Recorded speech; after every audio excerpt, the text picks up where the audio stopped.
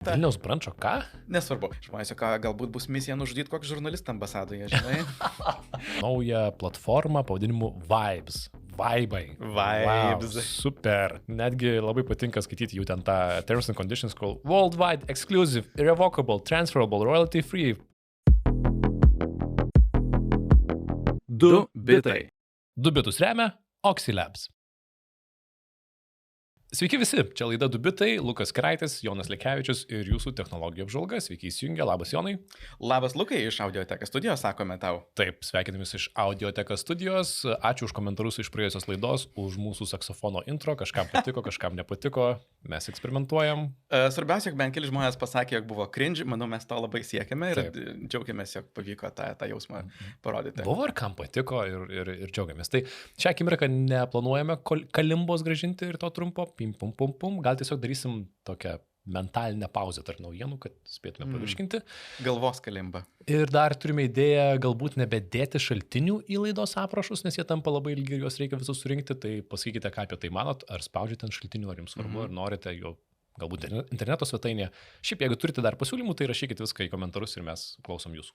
Mes paskutinius 4 metus labai atsakingai dėdavom nuorodas į visus šaltinius, į straipsnius, kuriais remiamės, bet matom, jog iš esmės nėra labai turbūt didelio susidomėjimo tuo ir plus matome visus kitus podcastus, kurie to nedaro.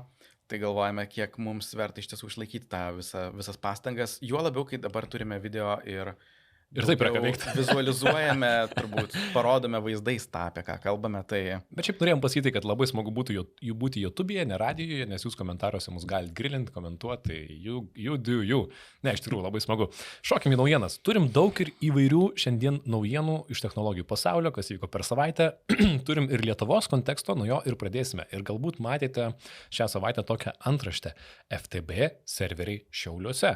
Kas čia nutiko.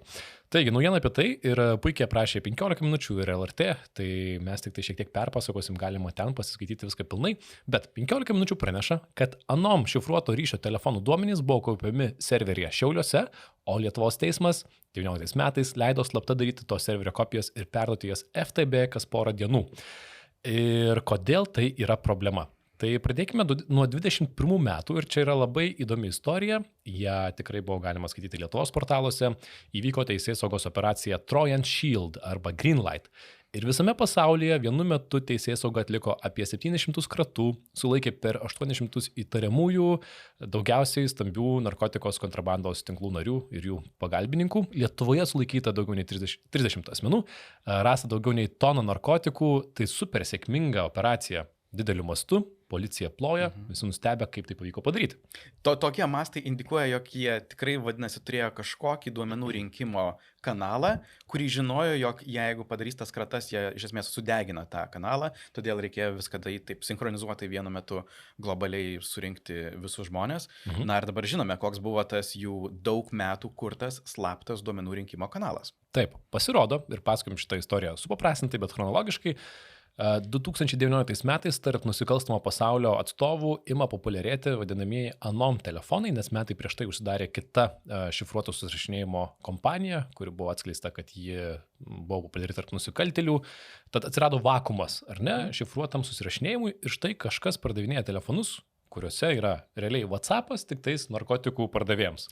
Čia galima truputį paminėti bendrai visą tą kultūrą aplinkui nusikaltėliams skirtus telefonus. Tai visas kriminalinis pasaulis visą laiką ieško, kas jiems gamintų, kas jiems parduotų kažkokį susirašinėjimo prietaisą, nes žiaurus yra didžiulis nepasitikėjimas, tiesiog kažkokiu paimtų Androidų. Ten Google tavęs klauso ir galbūt iš tiesų tavęs klauso ir jeigu FBI ten ateitų pas Google ir sakytų, duok man savo nusikaltėlių duomenis, Google sakytų, prašom. Todėl nusikaltėliai visą laiką taip nori ieško, kas jiems parduotų kokią nors prietaisą ir pažadėtų, jog to prietaiso komunikacija visa bus labai slapta. Dar geriau, jeigu po to priklijuoja visokiausių ten lipdukų ir žvangučių, kur sako tenai, jog yra ten 3 susirašinėjimo programos, kuri ten 3 lygiais gali ten paslėpti, su kuo kalbi, gali paslėpti, gali turėti galbūt keletą asmenybių, ten žmonės slepia net kalkuliatoriuose visokias nesąmonės. Taip, čia verta paminėti, nes pardavinėjant tos telefonus nusikaltėliams nusikaltėliams. Buvo įvairių tokių funkcijų, kurios iš tikrųjų nėra labai saugios, bet sukuria tokio saugumo pojūtį. Viskas yra saugumo teatras tiems nusikaltėliams. Ir yra labai nesunkiai pagaunami tais mažai žaisliukais, kur ten parodo, jog, ten reikia papildomą PIN kodą, tarkim, telefoną ir viskas labai saugu. Kad konkretus pavyzdžiai būtų, man tai buvo įdomu pamatyti, kur, pavyzdžiui, atsidarai telefoną, nori vesti PIN kodą, skaičiai yra išmėtyti bet kaip, kad niekas nepažiūrėtų per petį tavo tos diagramos, kaip tu pieši, atsidarius galima, jeigu suvedi prastą PIN kodą, tai išmeta kitą operatyvinę versiją, kur ten, nežinau, Tinderis ir normalūs dalykai. Žodžiu, tokių yra triukų padaryta, bet iš tikrųjų neva ten susirašinėjimas yra šifruotas, toje programėlėje netgi leisdavo pakeisti savo balsą, nužeminti ir tada siunti voice'ą ir tu gauni toksai, aš esu... Vėlgi, prilėk ten, aš tau privešiu, tu nupirksi. Gal apie tai dar pašnekėsime, bet ten buvo tiek daug tų tokių žvangučių priklijuota. Pavyzdžiui, dabar paminėsiu patį mane labiausiai prajuokinęs dalyką. Jie paskelbė naują funkciją, kur tu iš nuotraukų galėjai išimti GPS žymes, nes šiaip kai padarai nuotrauką, prie jos yra pridedama lokacijos koordinatė, kur nuotrauka padaryta. Jie sakė, mes leisime tiesiog išimti iš nuotraukų koordinatės, jog niekas nesusektų, kur ta nuotrauka buvo padaryta. Iš tiesų, ta funkcija buvo tiesiog įkelti tos nuotraukos koordinatę į FTB serverius. Taip, tai tu puikiai išdavėjai visos šitos operacijos juokingumą ir slaptumą ir įdomumą tame, kad šitie telefonai, kurie šiaip tarp kitko buvo ten Google Pixeliai ir keli kiti vairūs, normalūs telefonai, tik tai perdaryti, juos iš tikrųjų platino FTB, Jungtinių Amerikos valstijų agentūra. 12 000 įrenginių tarp 19-21 metų pasiekė nusikaltėlius, beveik 30 milijonų perimtų pranešimų ir jie keliarius metus tai naudojo paslaptyje, kol įvyko operacija, daug jų suimta ir panašiai. Tai viskas, ką jie darė, tai ir kitko buvo funkcija, siunti nuotrauką ir neva paspaudė ir užblūrinu šitą veidą. Tada bliūrita dalis jūsdavo FTB. Viskas jūsdavo FTB. Jie turėjo visus susirašinėjimus, viską, ką darė. Tarp kitko, netgi ten einant į detalės labai įdomu, tų tyrėjų, kas skaitė tą žinutės, tai sakė, pavyzdžiui, nusikaltėliai, kai užsakinėja žmogžudystę, tai daro emodžiais kartais ir klausia, jeigu, pavyzdžiui, 5 žmonės nužudysiu, ar duosi nuolaidą, 4 už 5. Bundle discount. 5 už 4 kainą, įdomus dalykai. Ir paminėta, kad visi daro pavedimus bitcoinams. Bam, dar vieną Vinisi bitcoiną karstą. Ir tai mes galėtume užbaigti šitą naujieną ties tuo, prieš metus įvyko operacija, daug suimta žmonių, FTB yra puiku, įvykdyta puikia operacija, bet šiomis dienomis ta antraštė mirgulioja Lietuvoje, kad nusikaltėliams sekti FTB naudotų anom telefonų duomenis kaupti serveryje Šiauliuose. Tai prašo LRT.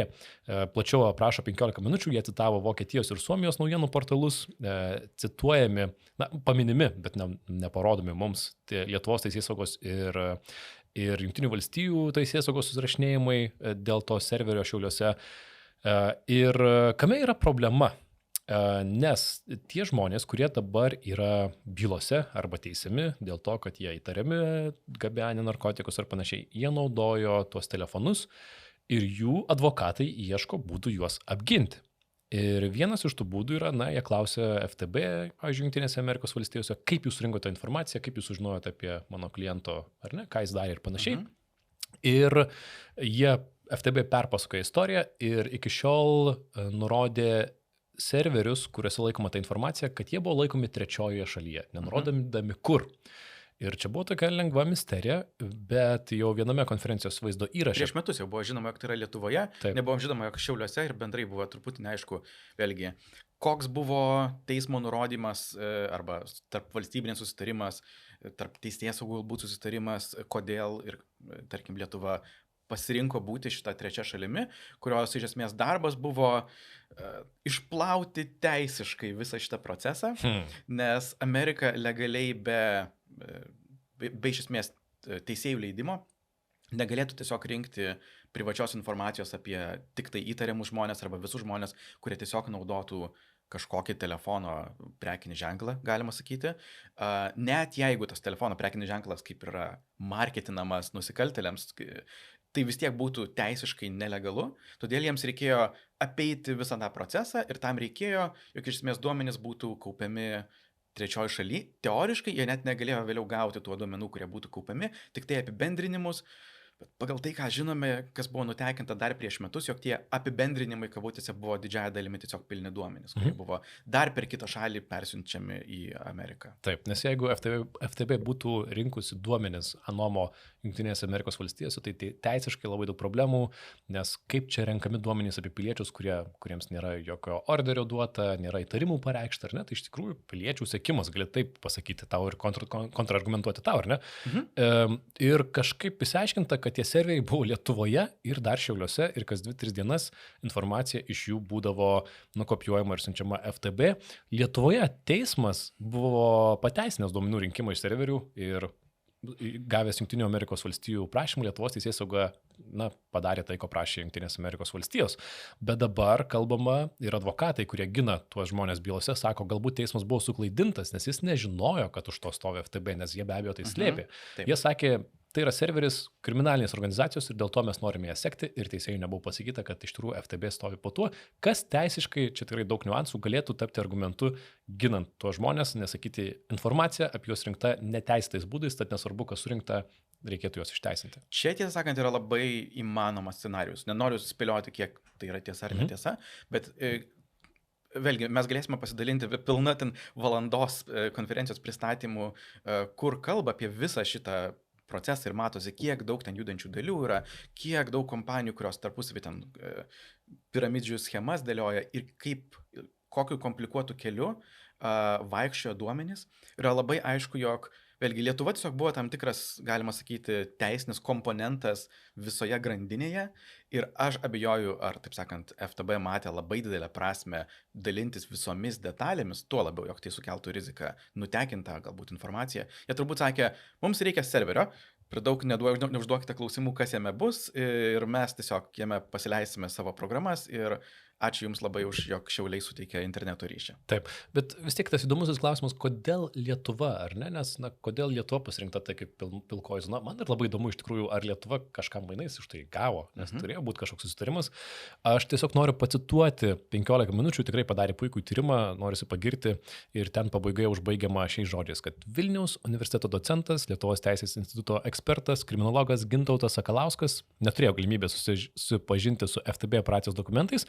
Tačiau anot jo, Lietuva tokiai operacijai galėjo būti pasirinkta neatsitiktinai. Esą Lietuvoje žmogaus teisų laikymosi standartas yra žemesnis nei Vokietijoje ar Suomijoje, o ir įtikinti Lietuvos teisėsaugą pasak teisininko galima lengviau, ir čia cituoju jo žodžius, žmogaus teisų standartas ES yra vienodas, visgi mes turime kriminalinės žvalgybos įstatymą, kuris leidžia daugiau, mano supratimu per daug. Taip mano ir dauguma advokatų, kurie vis kelia tą klausimą, bet nusveria pragmatiniai teisėtos saugos argumentai. Tad žmogaus teisės Lietuvoje netokios aukštos kaip Vokietijoje ar Suomijoje, kurių žiniasklaida dabar domisi, ar ne, kas čia įvyko ir ieško priekabių, nes galbūt jūras. Tai šiek tiek liūdna tai suprasti. Vėlgi, kai galvoja apie tai, jog jiems reikėjo teisiškai apeiti problemą, kaip mums dabar rinkti visų žmonių duomenis, negaunant orderio asmeniškai, jeigu Lietuva, taip sakant, jiems įtiko, vadinasi, mūsų standartas yra akivaizdžiai atitinkamas tam. Taip. Tai tokia istorija apie FTB serverį Šiauliuose. Tikrai, jeigu norite, paskaitykite ir pilną straipsnį ir dėsime dar į nuorodą į konferenciją, kurioje viskas buvo detaliai paaiškinta jau prieš metus, kadangi vienas žmogus apie tai parašė visą knygą. O dabar kita naujiena ir ChatGPT šią savaitę tikrai padarė naujienų ne vieną ir ne dvi, turime per jas palengva pereiti. Tai pirmiausia, ChatGPT ir funkcija Instant Checkout, tai yra pirkimas per ChatGPT. Aš šiaip net bendrai galvoju, gal jie... Nes netrodo, kad neartėja kokią nors OpenAI konferenciją, gal jie planavo, bet staiga ją atšaukė ir tada tiesiog nusprendė, nes šią savaitę yra tiek daug ChatGPT naujienų ir daug produktų pasileido, kur atrodo reikėtų net nemažai laiko jos kurti. Tai viską dabar pašnekėsime, ką jie pristatė. Ir Instant Checkout tai yra pirkimas tiesiai per ChatGPT. Kol kas pirmas testas yra labai ribotas, jis yra tik tai Etsy prekiams. Etsy yra toksai... galima sakyti, turgus, kur žmonės gali įkelti įvairiausias prekybvietę, kur gali įkelti visokias savo gaminamus dalykėlius ir juos pardavinėti kaip savo rankdarbius, galima sakyti. Lietuvoje amatininkai, manau, visai tai naudoja. Populiaru. Tai pirmas testas bus būtent Etsy prekės, perkant po vieną ir perkant tik tai Amerikoje, bet jeigu ChatGPT tau atranda, tu galbūt, pavyzdžiui, prašai surask man ten rankomis padarytų podelių kokį nors ir jisai suras prekę iš Etsy, Tai tai prekiai, kai tu atsidarai peržiūrėti tiesiai ChatGPT, bus pirkimo mygtukas. Ir viskas yra padaryta taip, jog tau nebūtų kažkokio ten papildomos vartotojo sąsajos, vedimo į Etsy puslapį ar kažkas tokio. Tiesiog paspaudi tą mygtuką, jisai sukasi. Jeigu galbūt tau reikėtų pasirinkti, kokiu būdu nori, jog ta prekė būtų siunčiama, galbūt ten yra skirtingi siuntimo kainos, tai tuomet būtų tas momentas tą pasirinkti. Ir tada pinigus nuskaito pats OpenAI. Nereikia kažkaip atskirai pridėti kortelės. Jeigu jau esi pridėjęs kortelę prie OpenAI, tam jau susimokėtum už ChatGPT, tai tiesiog juos nuskaitys. Ir pasiims procentuką. Ir OpenAI pasiima procentuką, tada Etsy pasiima procentuką, tada kreditinė kortelė pasiima procentuką ir džiaugis amatininkai, jeigu tau lieka bent 5 procentai po to. Auč. Bet tai bus galima daryti tiesiog, nežinau, ieškant informacijos ar ne, podelis, net nežinau, ar noriu pirkti. Nesau, kad noriu pirkti, tiesiog ieško informacijos apie, gerai, Vilnonės koinės. Ir kažkas iš Lietuvoje jas gražiai numezga ir man pasiūlys jas. Teoriškai taip. Jie sako, jog paslauga nekeis, kaip ChatGPT rašo atsakymus. Kitaip tariant, jie specialiai nekels Etsy rezultatų į viršų, todėl, jog šalia jų būtų pirkimo mygtukas, aš irgi prunkščiaju. Aš netikiu šitą nesąmonę, nes vėlgi jie sako, jog tai veiks ir nemokantiems vartotojams. Ir aš manau, čia yra pats geriausias ChatGPT monetizavimo kanalas. Visiems tiems žmonėms, kurie nenori mokėti už ChatGPT, ne tik pasiūlai reklamas, bet pasiūlai iš karto nusipirkti tą prekę. Ir jau dabar sako, jog vėliau prijungs virš 1 milijono Shopify parduotuvių, bus pilna integracija ir su Stripe, jo galėtum savo parduotuvę prijungti. Tai čia yra akivaizdus receptas, kaip jie gali pasidaryti žymiai daugiau pinigų iš savo nemokančių, o ir mokančių vartotojų. Aš netikiu, jog jų principai, jog mes nekeisime atsakymų tam, jog siūlyti prekes ilgai išgyvens. Esame daug kalbėję apie šitą temą reklamos chatbotuose, ar ne, kaip tai galėtų atrodyti, kaip tai būtų įkyru. Šią akimirką jų matome mažai, arba netgi jeigu jos egzistuoja, jų negali išvelgti. Nes tai tavo kažkokie random sugeneruoti atsakymai ir ne taip kaip Google'e pažymėtas sponsorship reklama, ar ne? Man irgi atrodo sunkiai tikėtina, kad jie palengva nekels to į priekį, nes tai yra tiesiog būdas jiems uždirbti pinigus. Ypač jeigu prijungs labai daug visokių prekeivių, tai ir prekybviečių, tai... Bet kol kas tik Jungtinėse Amerikos valstijose ir tik Etsy, tai ateitis Lietuvoje. Taip pat įdomus aspektas yra tam tikra prasme protokolas, kaip visa tai veikia. Ir tą jie pavadino Agentic Commerce Protocol, kurį sukūrė kartu su turbūt startuolių pačia mėgstamiausia kreditinių kortelių aptarnavimo kompanija Stripe. Jie kartu sukūrė iš esmės būdą, kaip chatbotas ir prekeivis kartu gali bendrauti, jog iš esmės tas bendravimas būtų kartu ir saugus ir patikimas, bet kartu ir nematomas vartotojų, jog kaip fone galima sakyti, apsikeisti visais duomenimis, maksimaliai išlaikant tą privatumą, bet vis tiek pateikiant žmogui galimybės, kiek kainuoja tau siuntimas, kiek galbūt laiko tai užtruks ir kokie yra galimi mokėjimo būdai ir taip toliau. Tai jie giriasi, jog šitas protokolas jisai yra atviro kodo, vadinasi, sukurtas ir kitiems chatbotams, jeigu jie nori integruoti įvairiausius mokėjimus. Stripe irgi sako, jog tai yra labai įdomi ateitis, kaip chatbotai galėtų pakeisti mūsų visus pirkimo įpračius. Ir sako, aišku, pirmas šitas eksperimentas yra viena prekė iš vienos prekybvietės vienu metu ir viskas paprasta, bet, sako, būtų visai įdomi ateitis, jeigu visų pirma tai būtų labiau tokie buy for me arba nupirk už mane dalykus, galima sakyti, kur tu autorizuoji agentą leisti tavo pinigus. Ir kita įdomi idėja, kurią labai norėčiau pamatyti, tai būtų vienas bendras krepšelis tarp daug skirtingų parduotuvių. Nes jeigu visos parduotuvės naudotų šitą protokolą tai čia susiderinti. Jeigu, ar ne? Jo. Bet turiu minį, kad tu sakai, gali balsu ChatGPT programėlėje pasakyti, nupirk man tą knygą, užsakyk grikių ir dar abonementą į sporto salę ir čia 3 skirtingi tiekėjai, bet sumoki vienu krepšeliu ir vienu paspaudimu. Tokia idėja būtent yra. Žodžiu, agentų metai tęsiasi, dabar agentai jau geba pirkti. Aš jau galiu įsivaizduoti ateitį, kur tiesiog turi dedikuotą valandą savaitę, kur vietoj to, kad eitum į parduotuvę prekybos centrą bananų, kur tiesiog patvirtini visus mokėjimus, kuriuos ChatGPT tau jau pasiūlė. Nusipirk tą knygą, tą abonementą ir viską tai darai per per vieną tiekėją, per vieną ChatGPT arba Gemini arba kažkas dar kitas. Tikrai konkuruos. O kalbant apie tai, ką tau ChatGPT pasiūlė, gerai. Antra funkcija, kurią galim paminėti, ką pristatė šią savaitę ir ką Semas visiškai išpūstai pasakė, jog jo nuomonė tai yra didžiausias šuolis į priekį ChatGPT kaip produktą ir didžiausias pasididžiavimas jo tą funkciją paleisti. Nežinau, ar tai mūsų įtikins tokie jo grandioziniai pasakymai. Tai yra produktas pavadinimu ChatGPT Pulse arba Pulsas ir jo skirtumas nuo standartinio ChatGPT yra tai, jog tai yra proaktyvus dirbtinis intelektas. Kol kas jo veikimo idėja yra tokia, jog jisai galbūt turi prieimą prie tavo tam tikrų duomenų, jeigu jis turi prieimą prie tavo kalendoriaus arba užrašų, kartais gali prijungti jį prie skirtingų servisų. Ir plus jisai turi visą tavo pokalbį istoriją, žino apie ką kalbi, kokius duomenys jam šiaip duodi pokalbio metu. Jisai mokosi apie tavo informaciją ir idėja yra, jog jis kiekvieną naktį tau paruoštų tokį rytinį paketuką žinių tau. Galbūt kažkokią informaciją apie tavo artėjančią kelionę, įdomių faktų. Galbūt jeigu mokaisi naują kalbą, jisai tau paruoštų mini testuką arba išmoktų tave kelių naujų žodžių ar kažkas tokio. Tai yra toksai atsikeli ryte ir vietoj naujienlaiškio atsidarai ChatGPT ir jis tau sako, šiandien tą veik, tą siūlau skaityti arba primenu apie tą ar aną, ne? Toksai. Ir mintis yra tokia, jog vėlgi, jog tu duotum jam informaciją apie tai, ką tau patinka gauti, kas tave domina, ir tuomet jisai mokytųsi iš to ir tau suformuotų vėlgi tokį estetišką dalyką, jis net sugeneruoja iliustracijas skirtingiam segmentam. Tikrai, aš manau, geras analogas yra naujienlaiškiai, kurie šiuo metu nėra labai personalizuoti, bet aišku, priklausomai nuo to, ką prenumeruoji, tau skirtingi dalykai sukrenta į tavo e-mailo pašto dėžutę. Čia būtų kažkas panašaus, tik tai labai asmeniškai.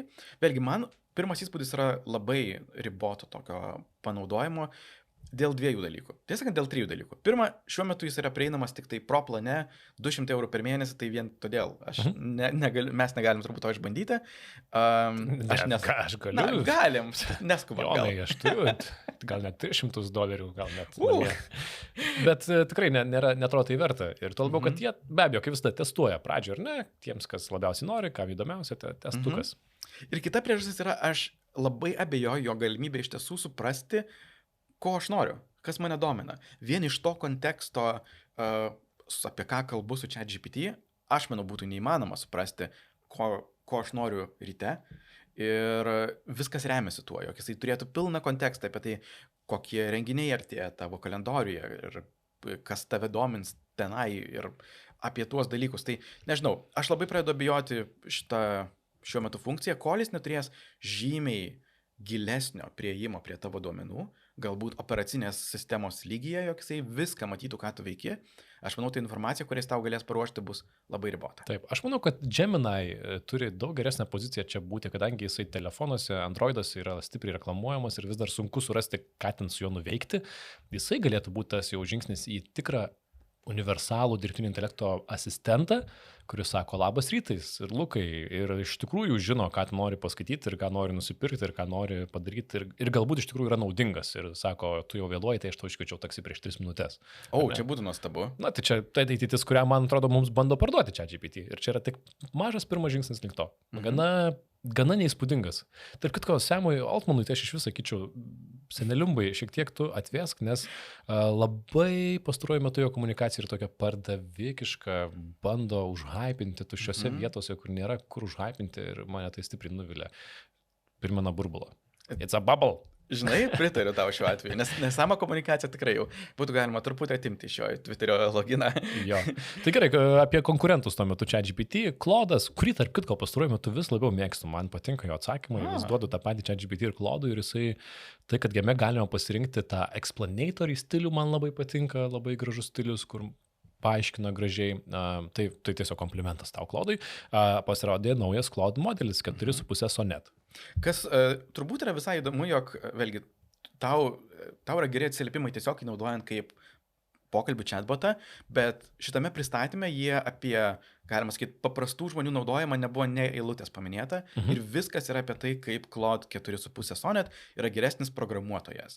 Jie labai aiškiai susifokusavo šitoje nišoje, jog jie kuria kalbos modelį skirtą programavimui ir autonominiams agentams ir tiesą sakant apie nieką kitą negalvoju. Net jeigu pažiūrėtum kokią statistiką, visi visą laiką mėgsta pasigirti naujais didesniais skaičiukais, kur tai ir visos tos metrikos, kurias gyrėsi, buvo programavimo metrikos. Nors dar prieš mėnesį ir kelis Claude ir Anthropic visai gyrėsi, kad Claude'as dabar geriau generuoja failus, dirba su Exceliu ir kitais PDF-ais, kas yra tiesa. Jis tai taip pat gerai daro. Na, bet suprantu jo idėją. Ir iš tiesų, aš bandžiau jau programavime, tai yra neblogas modelis, bet ir ketvirtas prieš tai buvo labai neblogas.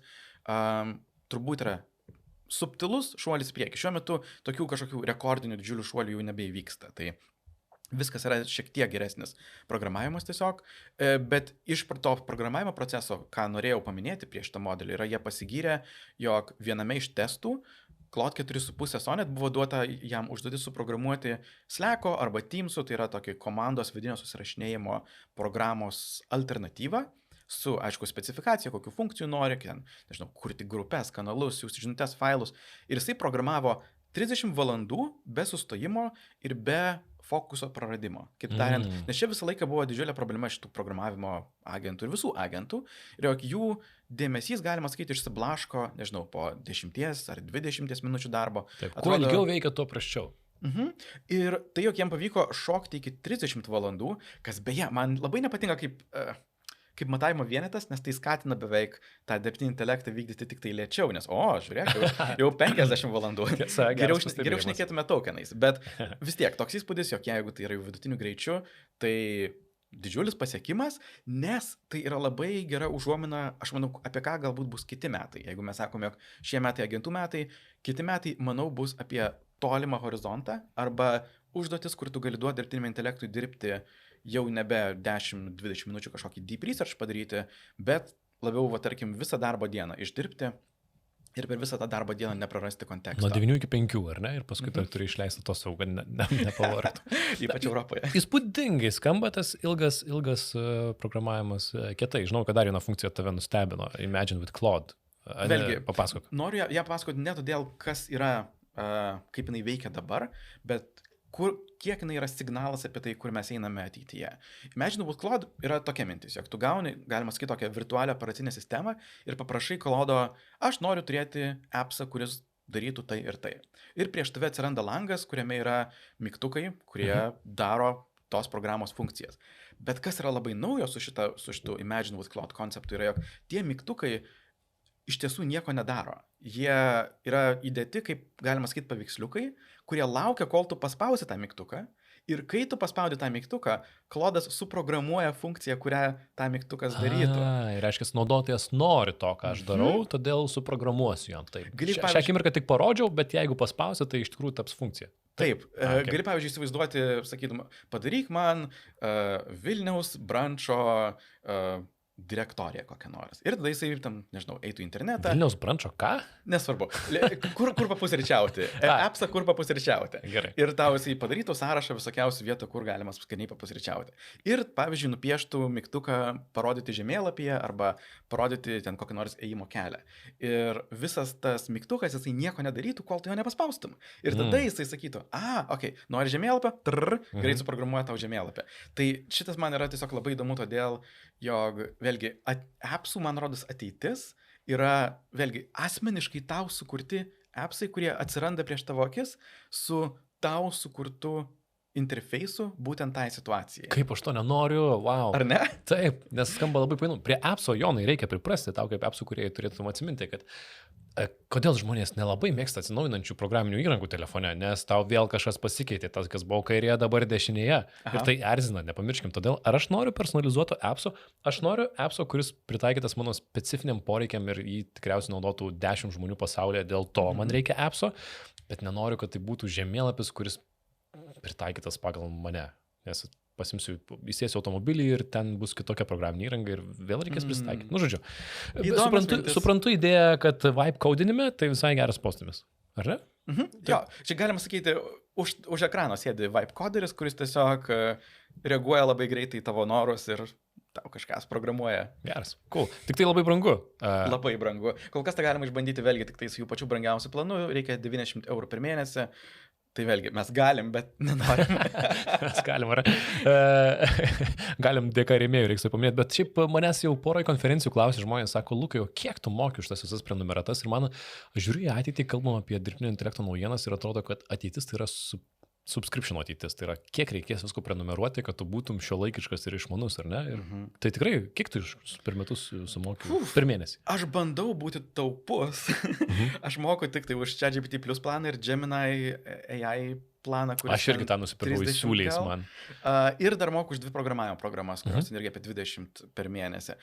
Bet jeigu, žinai, susigundyčiau ChatGPT Pro planu, tai būtų dar plus 150 €, jeigu susigundyčiau Claude, kurį kol kas esu visiškai atšaukęs, būtų dar daugiau, tai nežinau, aš bandau pataupyti šitoj vietoj, bet iš tiesų labai daug susivalgo. Man irgi sunku ir Claude jau dabar noriu prenumeratos, dar pora yra video ir garso ir vaizdo generavimo programų, su kuriam žaidžiu, tai ta suma netokia ir maža, ar ne? Tai čia tiesiog pabambėjom. Bet mes turim pinigų, jeigu ką galim sau leisti.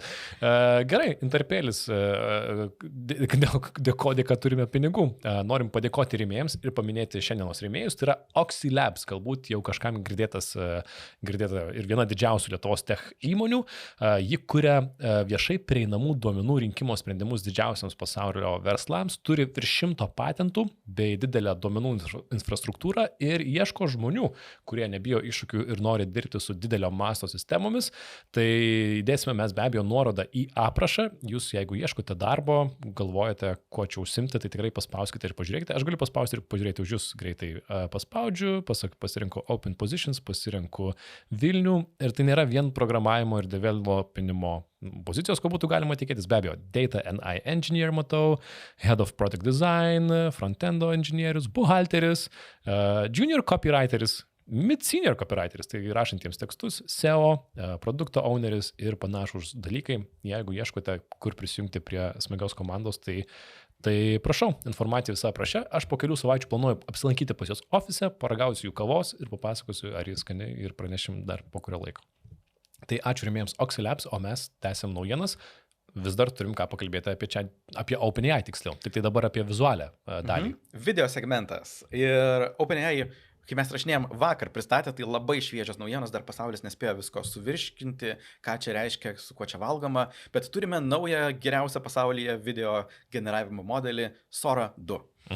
Prieš 1,5 metų buvo pristatyta pirma Sora ir jie kaip ir tylėjo, akivaizdžiai buvo atsilikę, tai štai pristato ir nuneša visus kitus, nuneša konkrečiai vasarą pristatytą VO3, kuris jau tada buvo labai unikalus tuo, jog jisai generavo video su garsu, tai Sora 2 irgi generuoja su garsu, generuoja dar ilgesnę trukmę negu VO3 ir aš manau pastebima kokybės pagerėjimų, ypač kas yra susijęs su fizikos tikrumu ir tokiais problemom, kurios buvo susijusios su vaizdo generavimu, kur kartais atsirasdavo objektai arba jie judėdavo, žmonės atrodė kartais tokie plastikiniai. Tai šiek tiek geriau atrodo. Ir jie žiauriai drąsiai pristatė savo šitą modelį, jo pristatymo filmukas yra sugeneruotas su Sora 2 ir tame pristatymo filmuke yra dirbtinio intelekto Sam Altmanas, kuris kalba apie tai, kas naujo egzistuoja. Tai... Man tai toksai ant ribos tas video, kur, sveiki, mes sugeneravom savo pristatymo video apie generavimo programą. Nežinau, tikrai VO3 buvo didelis šuolis, apie Sorą dar sunku išvelgti kažkokių didelių skirtumų, bent man. Šiaip ar taip, tas video generavimas tarsi kaip tema nuėjo į šalį, nes tiem, kas dirba su vaizdu, su kameromis ir panašiai, tai yra tapo darbinis įrankis, kitiems žmonėms nebeįdomu ir man atrodo bendras sentimentas yra, kad sugeneruoti video visai užnisa, nes labai užnisa. Šuniukai ir panašus dalykai ir žmonės to visai nemėgsta, tai nežinau, ar tai bus labai didelė naujiena ir ar tai jau bus nusprogdins internetą, ką pirma Sora žadėjo, bet irgi nepadarė.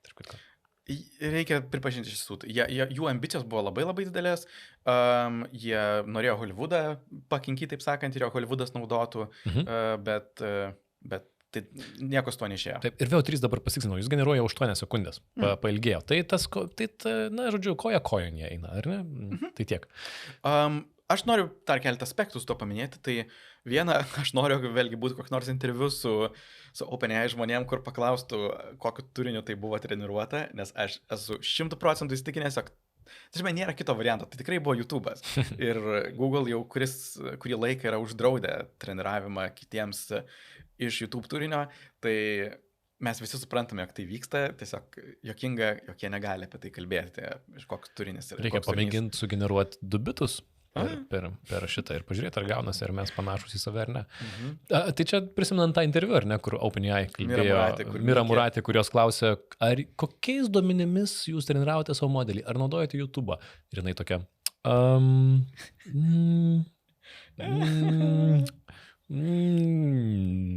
Ne, gal. Varo sakė, aš nežinau. Aš nežinau, kažkaip taip.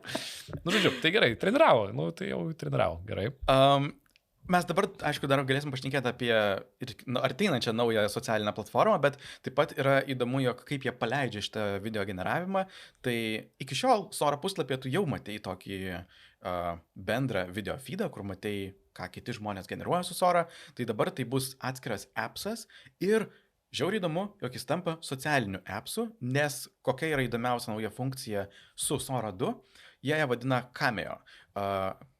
Cameo turbūt.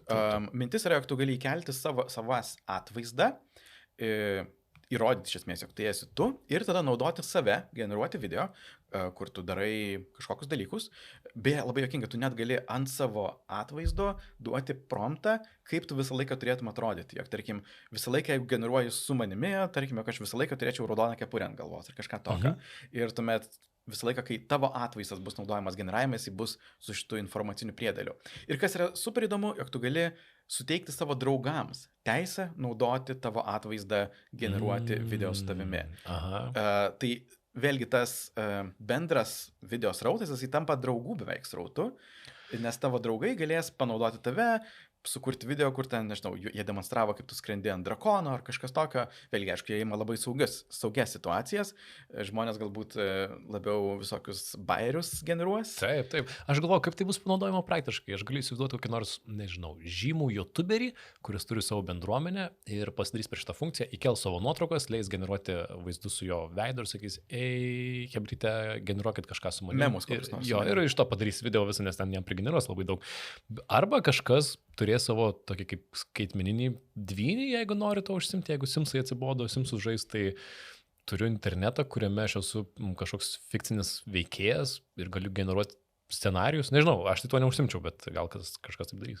Aš irgi nelabai įsivaizduoju, vėlgi, kaip tai įsipaišysi kažkokį žmonių gyvenimą, nes jeigu, tarkim, nori sukurti kažkokį, nežinau, gimtadienio sveikinimą, tai, kaip ir turi eiti pas tą draugą, sakyti, žiūrėk, ar gali įsikelti savo atvaizdą į Sorą ir suteikti man leidimą, nes aš noriu tau sugeneruoti filmuką. Tai nėra taip jau patogu, labai sunku įsivaizduoti, jog žmonės tą darytų, bet kodėl aš tą dar norėjau taip paminėti, jog tas socialinis aspektas, jis darosi įdomus.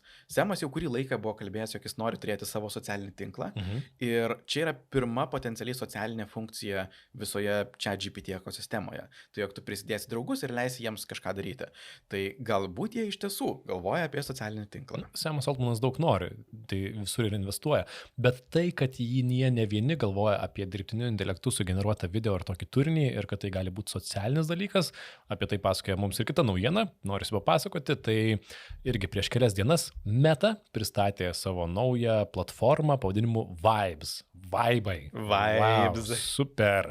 Tai yra dirbtinio intelekto sugeneruotų vaizdo įrašo srautas iš menininkų ir kūrėjų ir gali pats kurti, gali dalintis, gali remiksuoti ir dalintis su kitais. Ir muzika ir modeliai nemokamai, tai imk ir žaisk. Galima tarp kitko tai išbandyti, jeigu norite meta.ai/vibes ir gali pažiūrėti. Neįsivaizduoju, kaip čia praleisti daugiau nei 10 sekundžių. Tas srautas, iš tiesų, verta tenai nueiti vien tam, jog prarastum bet kokį tikėjimą žmonėje. Dirbtinio intelekto atitimi. Jisai toks baisus, tiek estetiškai, visos įmanomos estetinės klišės, tiek, vėlgi, ta dirbtinio intelekto animacija, aš jau energiškas darausi. Rodom tiem, kas su vaizdu žiūri mūsų YouTube'e, bet iš esmės, tiesiog tai yra daugybė video, kurie trunka 5 sekundės ir čia eina pora. Jie neturi jokios idėjos, jie neturi jokios įdomios estetikos. Liūtas kostiume, krenta rožės, šuo daro selfie, tarsi apie ką tai, kur tai veda? Slopas. Kur tai, kodėl? Zuckerbergas irgi pristatydama šitą programą rodė per vandenį bėgantį šuniuką, znaujanį selfie iš piramidės, irgi save pasigeneravo. Man patinka. Instagrame vienas populiariausių komentarų po šio pristatymu yra parašyta "Gang, nobody wanted this" ir sudužusi širdutė, o Twitter'e, atsiprašau, X, vienas populiariausių komentarų, paskaitysiu angliškai. Horrible, meaningless bullshit literally no one on earth asked for. Tai yra niekas to neprašė, niekas to nenori ir tai yra mano ta pati nuomonė, nes gerai, iš tikrųjų mes to nenorim, man to nereikia, tai yra neįdomu ir šlikštu iš tikrųjų, kodėl jie tai daro, kodėl jie mus nori, kad mes žiūrėtume AI sugeneruotus video. Pirmiausia, tai nori užsimti naują rinką. Jeigu iš to kažkas išeis, jie nori būti pirmieji. Ir yra žmonių, kurie generuoja kažko to užsiema ir jie nori turėti, kad duoti jiem platformą, jūs reiškitės. Taip pat nori paplatinti Meta AI appsą, kurio niekas irgi nelabai populiariai naudoja. Ir dabar bus dar mažesnė motyvacija jungti, nes jis yra tiesiog slopų prikeštas appsas. Ir galų galėt normalizuoti, man atrodo, dirbtiniu intelektu sugeneruotus video, kurie vis dar visiems, tikrai kelia. Nebent, kažkas tikrai yra skoningo ir tai yra labai retai, kad kažkas skoningo, taiklaus, naudingo būtų padaryta. Tu dabar matei Pergalės reklamą neseniai? Mačiau. Taip, Pergalės šokolado. Mes uždėsim irgi video tiem, kas ir nuoroda, nežinau, ten reikėtų visą parodyti. Kas ten per nesąmonė? Kaip taip galima atimti skonį iš rinkodaros komandos, kur ten nosis važiuoja troleibusų ir sustinka šokoladą, kuris sako, tu pauostyk mane ir ten kas. Aš kai labai vertinu absurdą. Taip, tai internetas mėgsta pakrinčinti ir ten tie komentarai visi apie tai ir yra, kad kas jūs nuhakino ar kažkas tokio, nes šiaip tragedija, kad ten reklamuoja, nesupras net ką reklamuoja, galų galę ten nosį numuša troleibusas ir tu nesupranti. Būtent absurdas tęsiasi. Taip, bet juokas tame, kad jie nesupranta, kad iš juokėsi, ar ne? Toks jausmas, galbūt, nebent čia jų kompanija. Anyway, tai tas Meta vibes, aš nežinau, kokiu būdu jie... Ne, aš žinau, kokiu būdu jie mums įprakiš. Aš žinau, ko aš bijau. Tai yra, kad tu... O ne, jie dėsi mūsų srautus. Taip, tu slinksi Facebooką arba Instagramą ir tau sakys, o gal nori užsukti į šitą Meta vibes ir pažiūrėti AI sugeneruotų šuniukų? O, čia dar būtų nieko. Tada tą mygtuką tu gali tiesiog praleisti, ignoruoti. Problema yra, jeigu jie pradės maišyti, taip sakant, prasmingai nuspręs, jog nori tiesiog padauginti dirbtinio intelekto turinio visų žmonių sraute. Čia būtų, jau dabar yra labai bloga situacija, kur patys žmonės įkelinėja, nežymė, jog ten yra dirbtinis intelektas, prisikrauna krūvą peržiūrų. Tai yra vėlgi toks turinys, kuris neturi jokios vertės. Tu nieko gero neišsineši iš to, jog tu pamatai dirbtinio intelekto sugeneruotą liūto kostiume. Tikrai nieko. Grynas cukrus turinio forma. Taip. Nieko gero tame. Gerai išsibambėjom, ar ne? Aš žinau, kodėl jie tai daro, nes dirbtinio intelekto turinio sukurti galima daug greitai, ar ne? Kiekybiškai jo galima daug prigaminti ir jeigu tu esi platforma, kuriame iš visų platformų tas turinys, klesti, tai auks tavo žiūrimumas, nes dalis naudotojų bus pas tave. Aš manau, jie tiesiog bando būti pirmieji. Jeigu kaip tik nenubirės žmonės, kurie kiekvieną kartą supranta įsijungia Instagram arba Facebook ir mato vien tik slopą. Tai kad mūsų palengva, mūsų kartelė šitiem technologinių nesąmonėm, žinai, yra visą laiką tikrinama. Tikrinama. Galima apie slopą gal pašnekėti? Jo, aš tą patį ir galvoju, nes labai susijusi tema. Labai noriu paminėti naują žodį žodyne, workslop. Aš pasiūlysiu savo vertimų pabaigoje, bet apie ką kalba. Harvard Business Review žurnale vis mėgstame paminėti jo tyrimus, straipsnius tikrai būna gerų. Pasidalinti tokią prieštaringą nuomonę, pirmiausia, kad nemažai darbuotojų priima darbe dirbtinio intelekto naujoves, bet maža dalis jų mano, kad tai prisideda prie vertės. Ir problema yra tokia, kad nors dirbtinis intelektas, iš esmės ChatGPT ir kiti kalbos modeliai, atlieka daug mažai pastangų reikalaujančio darbo, kuris atrodo kaip nudirbtas, bet kitiems sukuria dar daugiau darbo. Ir tai ir vadina workslop.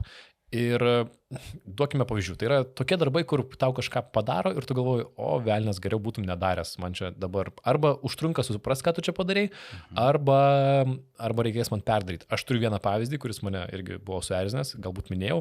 Man parašė ar paskambino, Lukai, labą dieną, ar galėtumėt moderuoti tokią diskusiją, aš to užsiemu, puiku, įdomu, pasikalbėjom, atsiųskit daugiau informacijos, atsiunčia informacijos apie diskusijos temą ir pašnekovus sugeneruota su dirbtiniu intelektu, su ChatGPT. Akivaizdžiai, ten, kur dėti kablelį, žinai, kur visai nepagalvota. Ir čia yra sunkioji dalis, man reikia gero briefo, ką aš bandau visiems kartuoti. Visi tingi daryti gerą briefą. Ir tau tiesiog sugeneruoja, kad, parašyk moderatoriui laišką, kuriame pasiūlytum temą apie kažką ir pasiūlyk, kaip jinai galėtų skambėti. Ir tai yra labai nuobodu. Man reikia sėdėti ir galvoti, kaip iš to padaryti kažką bent įdomaus.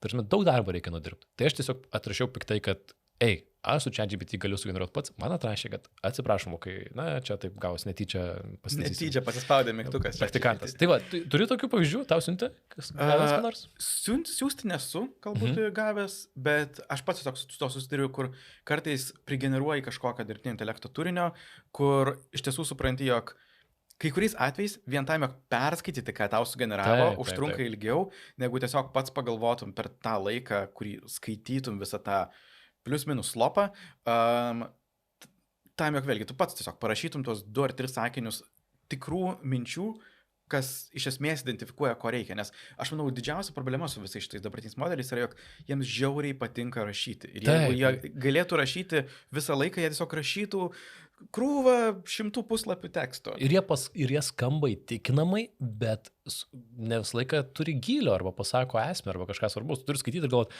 čia gražiai skamba, apie ką čia esmė, kur čia įžvalga, ar ne? Būtent, kur čia įžvalga. Tai čia yra Workslop, naujas dirbtinio intelekto sugeneruotas turinys, darbinis turinys, atrodo įtikinamai, bet neturi turinio, kad reikšmingai atliktų užduotį. Ir tame tyrime paminėta, kad iš beveik 1200 apklaustųjų 40% teigia, kad per paskutinį mėnesį gavo tokį brokuotą turinį su dirbtiniu intelektu sugeneruotą. Taip pat paminėjo, kad kiekviena tokia situacija atima maždaug 2 valandas tai pataisyti ir tyrime skaičiuojama. Nes tu tą skaitai lyg žmogaus parašytą tekstą, aišku, supranti turbūt dirbtinio intelekto, bet vis tiek bandai suprasti, kas tame yra vertingo ir tame skaitime ir bandime ištraukti informacijos iš labai daug prigeneruoto teksto, tu iš tiesų tiesiog degini laiką. Taip. Net skaičiuojama tyrime, kad tai kainuoja beveik $200 per mėnesį vienam dirbančiajam, Jungtinėse Amerikos valstijose. Skaičiuojama, kad 40% Workslopo keliauja tarp tavo lygio kolegų. Tai yra, tu žinai, tai tu čia užsimk tuo. Nes jeigu tavo vadovas tokį atsiunti, tai jau gerai, čia sėdžiu, skaitau, bandau supras, ką čia norėjau pasakyti.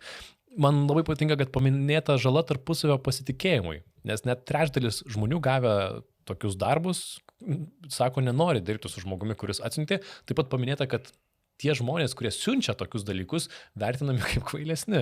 Jeigu tu galvoji iš to žmogaus, galvoji, kad tu nesugebi arba nesupranti, ką siunti, kas, manau, yra sąžininga. Ir kas turbūt yra ironiška, nes tas žmogus, kuris galbūt naudoja ChatGPT ir gauna tokį atsakymą, galvos, jisai padarė kažką skambu žymiai protingiau. Iš gavėjo pusės yra priešingai. Taip, nes tau reikia esmės. Man patiko vieno tyriamojo komentaras, jisai sako, su tuo Workslopu sukuriamos situacijos, kuriuose turiu pats nuspręsti, ar perrašti darbą, ar liepti tam žmogui, kuris siuntė perdaryti, ar tiesiog nuleisti kartelę ir sakyti čia, pakankamai gerai. Tai skatina kurti protiškai tingę, lėtai mąstančią visuomenę, kuri taps visiškai priklausoma nuo išorinių jėgų ir sunku prie to nepritarti tam. Ir pabaigai norisi paminėti mano vertimo variantų šitam naujam terminui Workslop. Tai yra generuotas darbo turinys, kuris atrodo tikinamai, bet neturi turinio. Pasiūlykit savo variantus. Mano variantai, keli jie su AI pasiūlyti. Pirmasis. Su AI-imi? Tai su AI-imi. Porą taip. Pavadinimus daro labai gerai. Okay. Jonai, pavadinimus gerai, paklausyk. Gerai. Gerai. Pirmas, atsiprašau, iškart su keiksmažodžiu. Tai čia mano. Darba bledystė. Atsiprašau. Įtraukta tokį. Šliurbdarbis. Šudaidarbis. Bet čia ryškinta viduje. Čia nesuprasi. Tuštadarbis. Šitas visai neblogas. Atrodadarbis. Pilsdarbis. Dirbt brokas, čia dirbtinis intelektas pasiūlė. Šitas dar neblogas. Miglodarbis. Toks poetiškas, bet nežinau, tuštadarbis tikrai geras. Šudadarbis, čia apie daug galima. Man patiko dar atrodarbis. Atrodarbis? Jo. Atrodo, kad... atrodarbis. Geras, tikrai. Čia man kažkokį atrodarbį atsiuntė. Gerai, naudosim šitą. Jo, visai smagiai. Tai va, įdomu, žinosit, kovokime, aš tai noriu sakyti, kovokime, nedažysiu stalą, nes labai grisi, bet kovokime prieš tokius žmonės, kurie taip daro. Prieš slopą. Prieš slopą, jo. Ką dar vertėtų paminėti, šiandien jau daug prikalbėjom. Tai paminėkime Neoną, manau, įdomesnė naujiena. Jo, dar viena įdomi naujiena iš kitos temos, irgi tokiam bambėjimo tem. Aš nežinau, mes Jonai senstam. Mes senstame, žinok, aš jau jaučiu su kiekviena laida mes. Gerai, bet čia įdomi tema, įdomi naujiena, manau, verta galbūt net Black Mirror potekstės, ar ne, tokio skonio turi. Žodžiu, Jungtinėse Amerikos valstijose pastarosiomis dienomis populiarėjo nauja programėlė pavadinimo Neono appsas, ji netgi buvo pasiekusi top 5 populiariausių programėlių. Net antrą vietą pasiekusi, labai trumpai. Taip. Ką jinai siūlo? Jinai siūlo vartotojams, įsirašai ją į telefoną ir tau moka už tai, kad tu kalbėsi telefonu su kitais žmonėmis, nes tave įrašinėja ir vėliau parduoda tos įrašus dirbtinio intelekto kompanijos bendrovėms, kurios daro su juos ką tik nori su tavo balsu ir panašiai. Moka $30 per minutę už skambučius tarp Neon vartotojų, tai yra jeigu ir kitas žmogus, su kurio kalbės yra įsirašęs tą programėlę, be to yra dienos riba $30 per dieną. Nes... Tai 3 minutės yra $1, o iš viso moka iki 1,5 valandos. Taip. $30. Na, nes kitu atveju tu piknaudžiautum, be abejo. Ne, bet skamba labai neblogai, žinai. Taip, ne, čia iš tikrųjų būdas susidirbti $30. Jeigu šiaip kalbi 1,5 valandos telefonu per dieną, užsidirbi $30, čia per savaitę paskaičiuok. Čia... Tai nenuostabu, kad jinai buvo tokia populiari, ar ne, internete. Ir technologiškai jinai gali įrašyti įeinančius ir išeinančius skambučius, bet jeigu tas žmogus, su kuriuo kalbėsi, neturi įsirašęs programėlės, tai, parduoda tik tai tą dalį, kur kalbi tu. Jie taip žada. Ką gali daryti su tavo duomenimis? Šiaip viską. Netgi labai patinka skaityti jų ten tą Terms and Conditions, called Worldwide, Exclusive, Irrevocable, Transferable, Royalty Free, Fully Paid, tarsime, darysim su tavo įrašu, ką tik nori. Parduosim, kam norim ir panašiai. Neva telefonų numeriais, neva anonimizuoti informaciją, net pažinsi, ką čia kalba ir panašiai. Naudotumės, Jonai, tokią programėlę? Žinai, aš galvojau, skaičiau šitą naujieną ir aš galvojau, ar aš būčiau tas. Ir aš galvoju, jog taip, aš naudočiausi. Tikrai? Vien todėl, jog visi rimti pokalbiai, kuriuos aš turiu, aš jų neturiu per telefono numerius. Aš kalbu per šifruotas programėlės.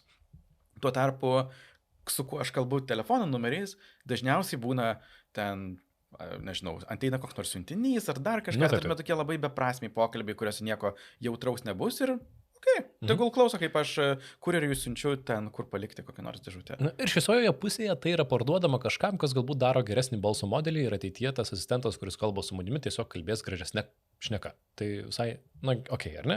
Ieškau kontrargumentų.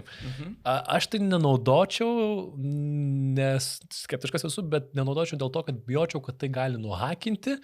Ir kažkas rasti ir galėjo išgooglinti, kad Lukas ten su kažkuo kalbėjo apie tą. Bet tokio appso niekada niekas nenuhekins. Ne, tai įdomu, kad šitą naujieną per savaitę paturėjo visą savo epopėją. Tai istorijos tęsinys yra toksai, kad TechCrunch naujienų portalas ištestavo šitą programėlę, rado privatumo spragą. Jie analizavo programėlės tinklo srautą ir suprato, kad Neon serveriai leidžia bet kuriam prisijungusiam vartotojui, tiesiog jis eilinis, kuris nori uždirbti tų pinigų, pasiekti kitų naudotojų duomenis. Audio failus, pokalbių įrašus, pokalbių išrašus, atsiprašau. Tai yra viskas tekstu parašyta, kas ką kalbėjo. Metaduomenys, tai yra telefono numeriai kada, su kuo skambintas, skambučio trukmė. Ir tai buvo viešos nuorodos, kurias gali nukopijuoti ir nusiųsti kažkam kitam. Tai ir saugumo prasme yra tragedija. Čia visų pirma skamba kaip labai smarkiai vibe callinta sistema, nes vibe callinto sistemos mėgsta užmiršti tokias detalės, kaip neleisti visiems vartotojams matyti visų duomenų. Ir antra, tai yra taip juokinga, taip ironiška, jog būtent dirbtinio intelekto appsas, kuris tiesiog šauna kaip raketa į viršų, yra nuo jo nutekinami duomenys iš karto, nelaukiant nė savaitės. Tai yra taip juokinga. Jo, tai aišku, iš karto po šito pranešimo buvo išjungtas appsas, jisai tiesiog neveikia. Man įdomus akcentas, kad TechCrunch'ai susisiekė su šito startuolio vadovu, kuris prieš tai ignoravo prašymą pakomentuoti, tai jis jau atsiliepė, sakė, išjungsim, ten daug komentarų nedavė. Dar įdomu pastebėjo, kad TechCrunch prašė, kad pastebi, kad matyt dalis naudotojų įrašinėja svetimus pokalbius vardan uždirbio iš to, ką skaitai. Wow, aš esu nustebęs, kas nors drįstų tai padaryti. Kad šiaip labai įdomu, be abejo, tokiame versliuke, Lietuvoje tai žmonės tokių gudrybių sugalvotų, aš nežinau, manau. Čia, aš manau, yra viena iš priežasčių, kodėl turbūt paliko tik tai Amerikoje. Aš įjungčiau televizorių, pajungiu laidą. Visiškai. Turiu irgi to idėjų, ar ne, kaip padaryti schemą. Norisi pasidžiaugti, kad Europoje tikriausiai toksai verslas nepraeitų, ar ne? Mes kalbame įstatymus ir čia gal toksai praktinis pavyzdys, kad tikrai Europoje būtų jisai pareigotas pranešti apie saugumo spragą, ką nepadarė, tarp kitko, šito vadovas. Jis pasakė, visiems siuntė laiškus, kad šiuo metu programėlė neveikia, bet nepasakė, kad jūsų duomenys galbūt nutekinti, kad kažką darytumėt, nutylėjo. Aš dar vieną tokią juokingą idėją mestelisiu. Kodėl išjungia staiga appsą, kai randa kažkokią saugumo spragą? Čia yra dar labai nebloga indikacija, jog viskas potencialiai buvo pusiau vibe kodinta, nes kai žmonės vibe kodina appsą ir randa kokią nors spragą, dažniausiai net nežino, kur ją taisyti. Taip. Ir vienintelis taisymo būdas yra tiesiog paspausti didelį raudoną mygtuką viską išjungti. Tai skamba kaip nuostabus dirbtinio intelekto versliukas. Taip, pasimokime. Tai tiek, jo, gerai, dar viena naujiena, ar ne, prieš pabaigą jau nemažai prikalbėjome, dideli pinigai, verslas ir gaminimas apie tai šitą naujieną ir trumpai pasakius, EA Games. EA bendrai, bet EA Games yra dalis jų. Tai gerai, EA yra perkamas už $55 milijardus. Tai jo, papasakok jau. Tai bendrai investuotojai sutiko, jog jie būtų išpirkti, nes tai yra viešai listinguota kompanija, tai kaip kas tuomet būna, tai jog patys didžiausi savininkai nusprendžia, okei, galite išpirkti mūsų akcijas, tai jie juos išperka su 25% kaina didesnė negu viešai listinguota. Ir tai tampa didžiausiu tokio tipo išpirkimų istorijoje. Wall Street'o istorijoje, bet tikriausiai, kad ir visoje. Jo. Pasitikslau. Tas konsorciumas, kuris išperka, yra 3 pažįstami vardai. Saudo Arabijos investicinis fondas, kuris mėgsta labai daug pinigų į viską dėti, ypač sportus, ką to paminėsiu. Silver Lake, apie kuriuos esame šnekėję labai seniai, kada buvo drama tarp Twitterio savininkų ir Musko. Tai jie buvo Twitterio savininkų pusėje. Ir Affinity Partners, kuris šiaip nėra girdėtas, bet jį valdo Jared Kushner, kuris yra Trumpo dukros vyras. Tai tokia trejybė įdomi sukrito. Gerai, o kodėl tai parduodama, kodėl perka kažkas EA Games? Kaip ten sakydavo jie, kai įsijungiu žaidimą? It's in the game. Ar ne? EA Games, it's in the game. Reikėjo to pradėti, kad kažkas, nes kažkaip mes pasakom per mikrofoną EA. Čia lietuviškai skamba, kas čia per kompanija? Electronic Arts, galim pasakyti pilnai pavadinimą. Gerai, kad suprastum. Tai čia kyla daug klausimų vėliau, kodėl tai nupirkta. Aš manau, tai yra labai susijęs bendrai su Saudo Arabijos noru pasikelti reputaciją, ką paskutiniais keliais metais jie daro iš esmės investuodami labai daug į sporto lygas. Jie bando, jog žymiai daugiau sporto lygų ir sporto dalykų vyktų pas juos. Tai vadinamas sport washing. Ir EA kuria sport games žaidimus, tokius kaip jie anksčiau kuria FIFA. Buvo žiauriai drąsus ėjimas po to, kai FIFA sakė, mes keliame licenzijos kainas. Jis sakė, tai mums jūsų nereikia ir sukūrė savo žaidimo seriją. Čia rimtai? Čia fantastika buvo. Žaidžiau FIFA. Tai dabar jau vadinasi nebe FIFA, o FC arba Football Club ar kažkas tokio. Jie turi ir NBA žaidimą, F1, NHL, daugybę sporto žaidimų. Tai vėlgi, ir tai yra labai sėkmingos linijos, kurios kiekvienais metais generuoja labai daug pajamų. Visgi šitas nupirkimas yra padarytas su $20 milijardų skola. Tai gyvenimas nebus lengvas. Jiems reikės turbūt mažinti išlaidas ir didinti pajamas, bus visai sudėtinga. Na ir žmonės jau dabar juokauja, galbūt dabar artėja Battlefield 6 išleidimas. Žmonės juokauja, galbūt bus misija nužudyti kokį žurnalistą ambasadoje, žinai. Wow. Ouch. Jau Saudo Arabijoje mūsų epizodų nebetransliuos, šito to jokelio. Dėja. Šiaip įdomu, kad netaip ir dažnai išperkamos kompanijos, kurios yra viešai listinguojamos ir jas išperka, tokio dydžio, tai tikrai. Tokio dydžio labai retai šiaip nutinka, todėl yra toks rekordas, bet iš tiesų įspūdinga, jog žmonės nori dabar investuoti žaidimus, kai reikia pripažinti, žaidimų rinka yra labai smarkiai sulėtėjusi. Galbūt mato kažką, ko mes nematom. Gerai, pažiūrėsim. Tikimės, kad bus gerų žaidimų. Čia ir sustokime, naujienų šiai savaitėje užteks. Tai kaip visuomet susitikime komentaruose, rašykit, klauskit, komentuokit, pasiūlykit naujienų. Čia buvo Lukas Keraitis, Jonas Lekevičius ir iš Audioteka studijos atsisveikiname iki kitos savaitės. Ačiū, kad klausėtės ir iki. Iki.